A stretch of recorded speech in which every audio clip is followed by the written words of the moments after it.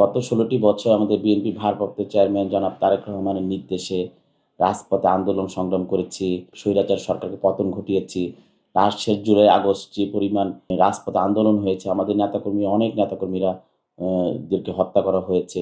তারপরে দেশের যে অবস্থা ওই প্রেক্ষাপটে এই আমাদের বিএনপি ভারপ্রাপ্ত চেয়ারম্যান যে এই একটা পরিস্থিতি বাংলাদেশের যে একটা অ্যা মানে সুন্দর একটা পরিস্থিতি ফিরিয়ে এনেছে।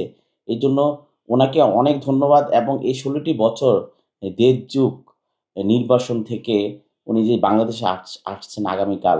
আমরা অত্যন্ত আনন্দিত এবং দেড় যুগ আমি আমার দায়িত্ব সেই জায়গা থেকে চিন্তা করি আমি যে মহানগরের সদস্য সচিব, আমি উনাকে দেখতে পারবো কিনা সন্দেহ। আগামীকালকের বিষয়টা। যে এটাই আমি অনেকে বলে যে, "ভাই আমাকে নিয়ে যান চেয়ারম্যান সাহেবকে।" আমি নিজেই কনফিউজড যে আমি উনাকে দিয়ে সাক্ষাৎ হবে কিনা। কারণ এত পরিমাণ নেতাকর্মী আসবে এবং সাধারণ মানুষদের ঢল নামবে। কে কোথায় নামবে, কে কিভাবে যাবে সবাই চিন্তিত। মানে আমি এখন পর্যন্ত কাউকে স্পটই দিতে পারি নাই। যে কোথায় আমরা স্পটটা দিব, কোথায় যাবো ওখান পর্যন্ত যেতে পারবো কিনা। এই একটা মানে আমাদের ভিতরে একটা আনন্দময় একটা উল্লাস চলছে আরকি।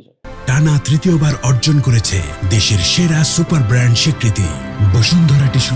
দেখেন আমার এইখানে অফিস আমি এই যে হাসিনা পতনের পর আমি এই এলাকায় এসেছি। এটা আমার নিজস্ব বাসা। এখানে আমি পুরাটা অফিস করেছি। এখানে সাধারণ মানুষ গত ৫ দিন যাবৎ সাধারণ মানুষ ক ক য যারা কখনো এই আমার এই অফিস পর্যন্ত আসে নাই, তারাও এসে বলতেছে, "বাবা তোমরা যে তোমাদের চেয়ারম্যান সাহেব নাকি তারেক রহমান নাকি আসবে, কিভাবে যাবা? আমাকে একটু নিয়ে যাও।" একেবারে বয়স্ক ৭০ বছর, ৭৫ বছর, ৬০ বছর, ৬৫ বছর এই ধরনের মহিলারাও কিন্তু আসতেছেন যে, "আমাদেরকে একটু নিয়ে যাওয়ার ব্যবস্থা করো।"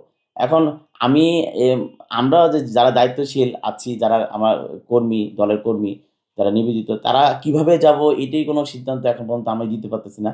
উনাদেরকে কিভাবে নিয়ে যাবো সাধারণ মানুষদেরকে ওইটাও আমার একটু চিন্তার বিষয়। ব্যাপক মানুষের আগ্রহ উদ্দীপনা আছে যে চেয়ারম্যান সাহেবকে এক নজরে দেখার জন্য আরকি। বিএনপি ভারপ্রাপ্ত চেয়ারম্যান জনাব তারেক রহমান এখন শুধু বিএনপির নেতা না, আপামর দলমত নির্বিশেষে বাংলাদেশে উনার প্রয়োজন। যেমনটা আমাদের প্রয়োজন আমাদের দেশনেত্রী বেগম খালেদা জিয়ারও, তেমনটা প্রয়োজন আমাদের বিএনপি ভারপ্রাপ্ত চেয়ারম্যান জনাব তারেক রহমান। এই মুহূর্তে দলের চেয়ারম্যান হিসেবে না, বাংলাদেশ তারেক রহমানকে প্রয়োজন।